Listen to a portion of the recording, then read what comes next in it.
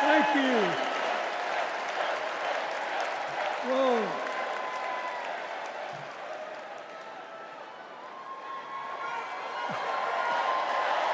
Let me ask you something. After the last 2 days, aren't you proud to be a Democrat? And I am very grateful to the Republicans and independents that have joined us, have been up here on the stage. And I hope they feel better about it now. Because I've seen all these things that even I have to be reminded of from time to time when I get my spirits down. I love seeing the Obamas here. I love seeing President Biden. And I thought Hillary gave a great speech, too. And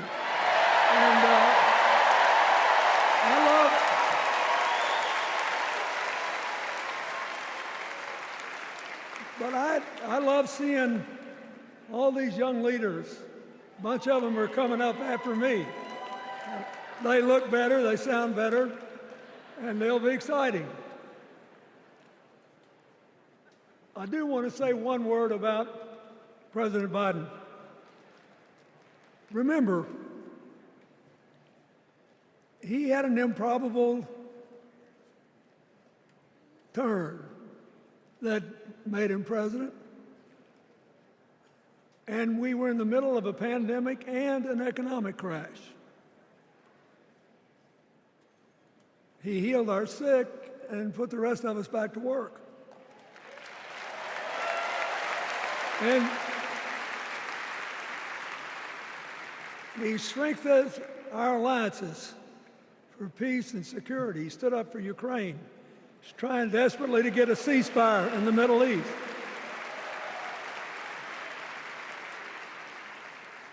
And then he did something that's really hard for a politician to do. He voluntarily gave up political power. And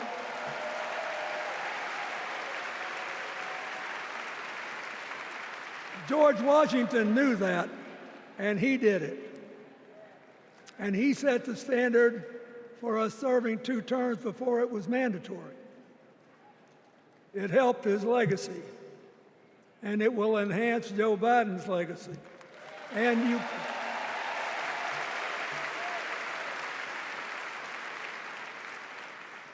it's a stark contrast to what goes on in the other party. So I want to thank him for his courage, compassion, his class, his service, his sacrifice.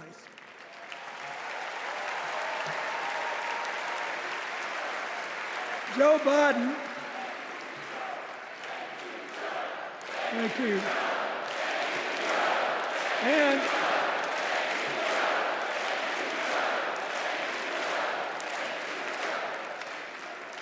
he kept the faith, and he's infected a lot of the rest of us.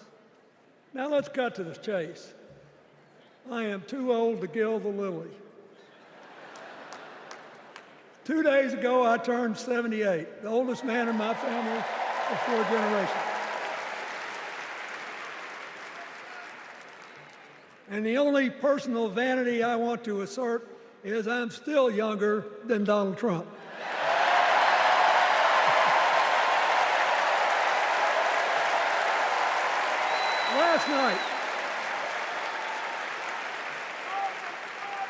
Last night, in what I thought was a very moving series of episodes, we nominated Kamala Harris and Tim Walz. And just think about that. 2 leaders with all-American but still improbable life stories. It could only happen here. Their careers, after all, started in community courtrooms and classrooms. 2 leaders who spent a lifetime getting the good job done. Now, one of the things that I've noticed over my increasingly long life, is that a presidential election is unique in several ways. First of all, it's the greatest job interview for the greatest job in the world. Secondly, the Constitution says we, the people, get to do the hiring. And the third thing is that every 4 years, we get to change the requirements for the job. So here's what I'm thinking, because I try to apply this in every election. Will this president take us backward or forward? Will this president give our kids a brighter future? Depends.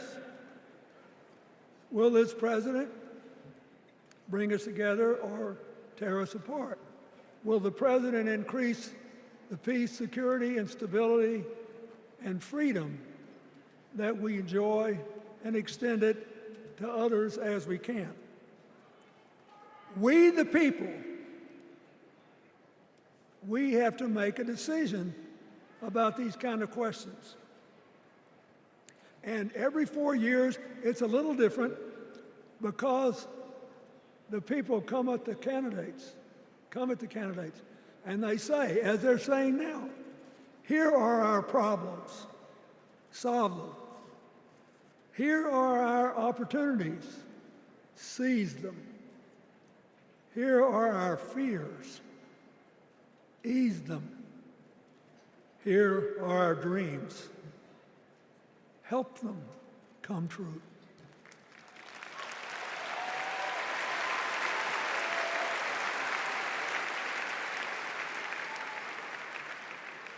A president can answer that call by saying, I'll do my part, but you have to help me. We have to work together. Or you can dodge what needs to be done by dividing, distracting, and diverting us. So in 2024, we got a pretty clear choice, it seems to me. Kamala Harris for the people,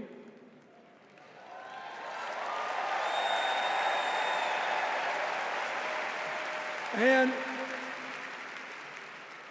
the other guy who's proved even more than the first go-around that he's about me, myself, and I. I know which one I like better for our country.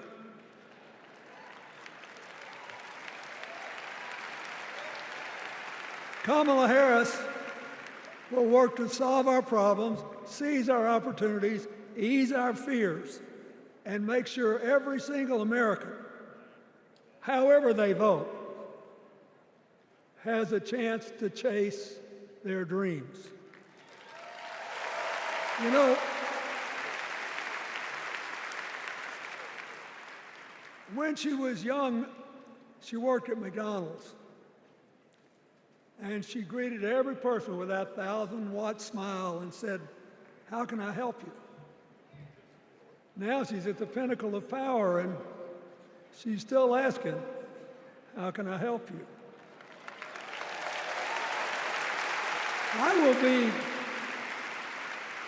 I'll be so happy when she actually enters the White House as president, because she will break my record as the president who spent the most time at McDonald's.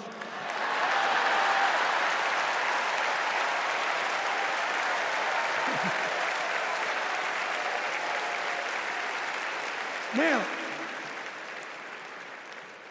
but we got an election to win. And remember, we've got a guy that's pretty good at what he does. Donald Trump has been a paragon of consistency. He's still dividing, he's still blaming, he's still belittling other people. He creates chaos, and then he sort of curates it as if it were precious art. Let me say not a single day goes by, even though I've been gone for well over 23 years from the White House, not a day goes by that I don't thank the Lord for the chance I had to serve and what it meant. And one of the reasons, thank you. Wait.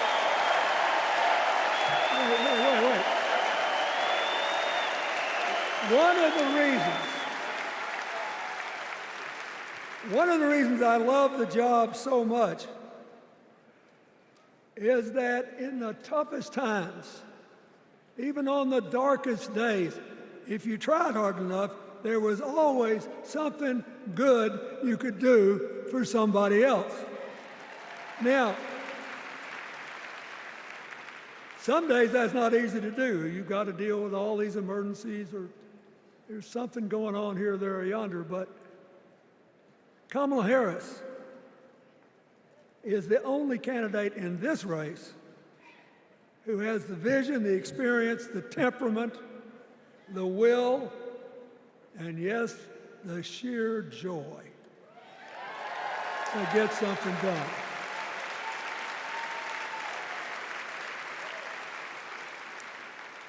I mean, look, what does her opponent do with his voice? He mostly talks about himself, right? So the next time you hear him, don't count the lies. Count the eyes.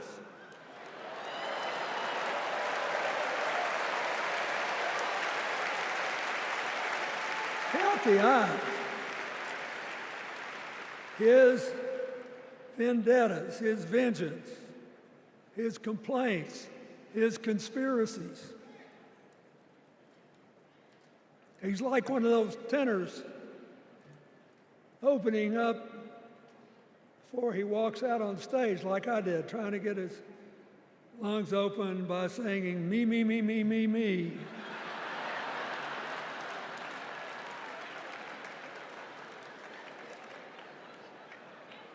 When Kamala Harris is president, every day will begin with you, you, you, you.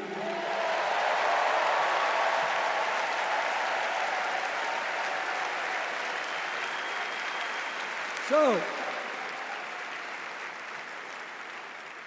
we got to ask ourselves the questions if we're going to hire a president. Do you want to build a strong economy from the bottom up and the middle out? Or do you want to spend the next 4 years talking about crowd size?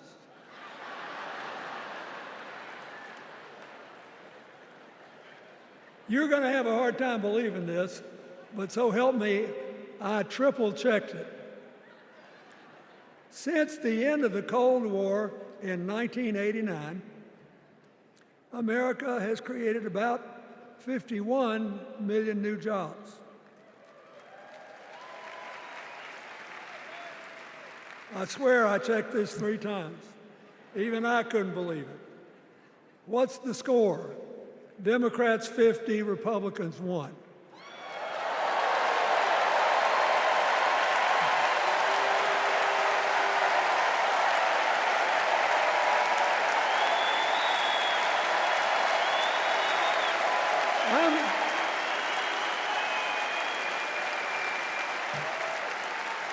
I'm glad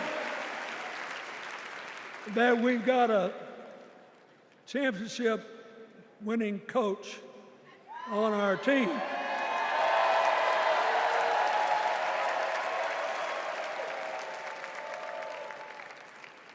But even the most limited of us in what we know about football or any other sport knows that if you're got 50 and the other side's got 1, you're ahead.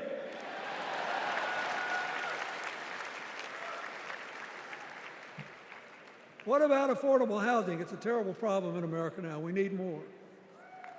And affordable health care. That's why the Democrats put a limit on monthly payments for insulin and a $2,000 a year out-of-pocket limit, and are trying to cover more drugs by bargaining for prices. We need more financing for small businesses. We need still to strengthen our alliances. I almost croaked in the first debate of this election season when President Trump said nobody respected America anymore like they did when he was president. Wait. And with a straight face. Look, you got to give him. He's a good actor. With a straight face, he cited as evidence of the respect that existed for us when he was there the presidents of North Korea and Russia.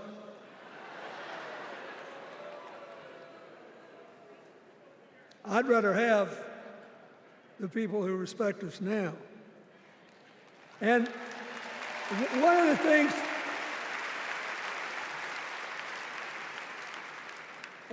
is when you send a signal to the other countries, you want them to know whether they agree with you or not, at least that you're on the level, that here's where you are and what you believe.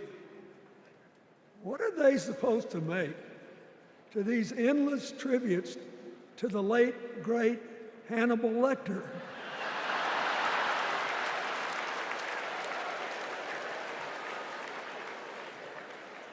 I mean, President Obama once gave me the great honor of saying I was the explainer-in-chief.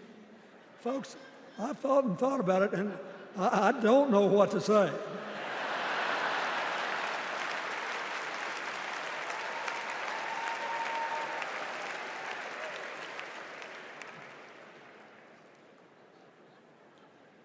Like Hakeem Jeffries, I too want an America that's more joyful, more inclusive, more future-focused.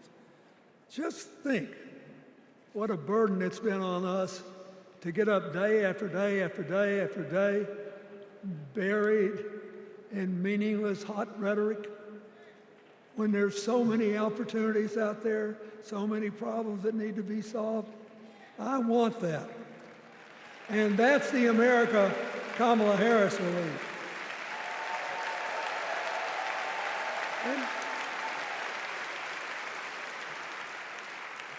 She's already made her first presidential decision, and she knocked it out of the park when she asked Governor Tim Walz to be her nominee for vice president.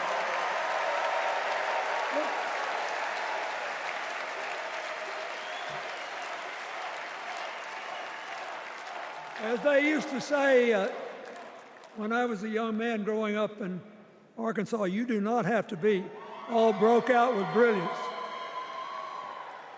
You just look at Tim Walz, listen to him, follow his record as a teacher, as a coach in the National Guard, as a congressman, where he was the only Democrat, save one, elected in that district in more than 100 years. And he stayed a long time. And then he became a great governor. And by all accounts, he was a crack shot who had the courage among his rural constituents to say, we do not need these assault weapons available to people who can kill our kids in school.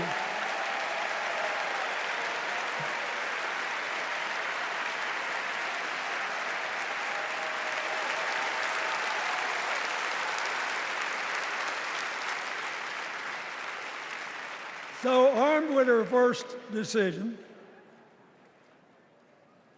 Kamala Harris confronts an interesting dilemma.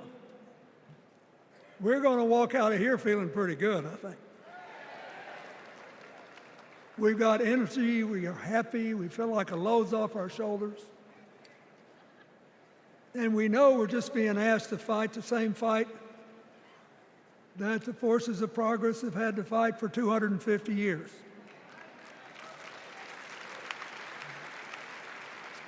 In the face of stiff and often violent opposition, we have to find a way to go forward together, where we, the people, make our union more perfect.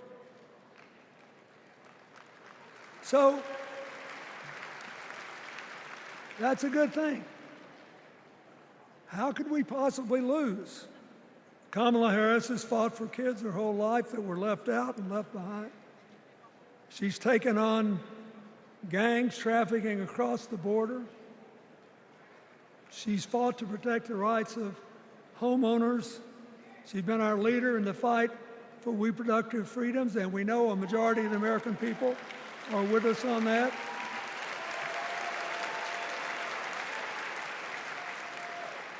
And she's gained an invaluable amount of experience as vice president, advancing our values and interests around the world.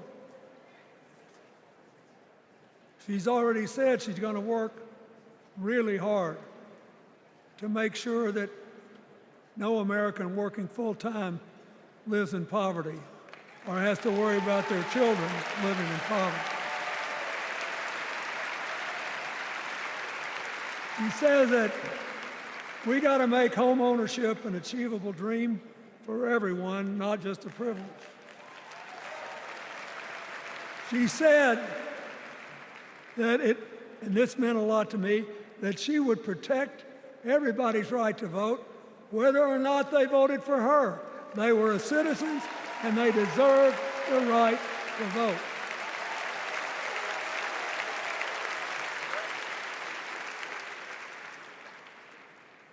The other day, her opponent implied that as his people voted one more time, they'd be able to rig it from now on and they wouldn't have to vote again. You think they're kidding, but I know a lot of these folks, and most of them are really good people, but some of them think that they are bound to dominate America politically, economically, and socially, and they have to use politics to do it, and they should rig the system. I don't believe that. And so here's what I want to tell you. We've seen more than one election slip away from us when we thought it couldn't happen, when people got distracted by phony issues or overconfident. This is a brutal, tough business. I want you to be happy. One of the reasons that President-to-be Harris is doing so well is that we're all so happy.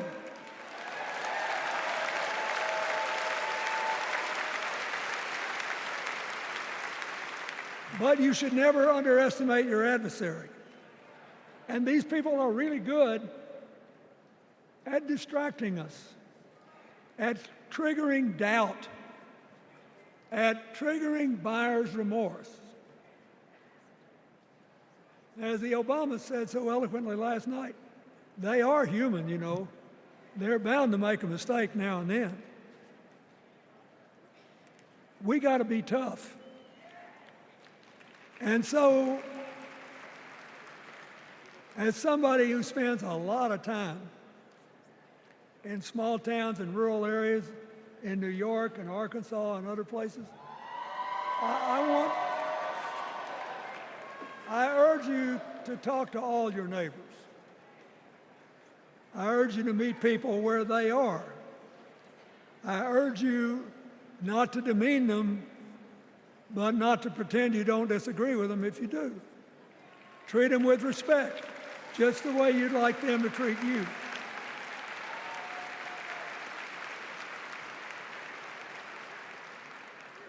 ask for their help, and then follow our leader, Kamala, and ask them, how can I help you? We Democrats right now have a lot of hay in the barn. We've got massive achievements, massive advances, but there's still a lot of slips between today and Election Day that we have to navigate. And so I want to say this from the bottom of my heart. I have no idea how many more of these I'll be able to come to. I started in '76, and I've been to every one since. But no, 72. Lord, I'm getting old. But here's what I want you to know. If you vote for this team, if you can get them elected and let them bring in this breath of fresh air, you will be proud of it for the rest of your life. Your children will be proud of it. Your grandchildren will be proud of it.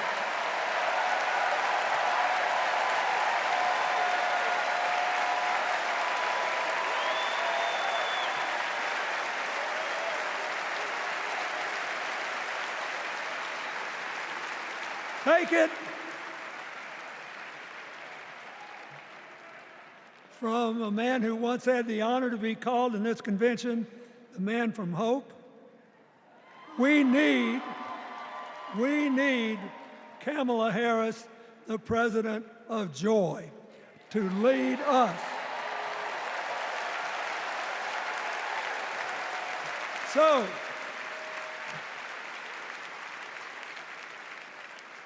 I'll be doing my part, you do yours.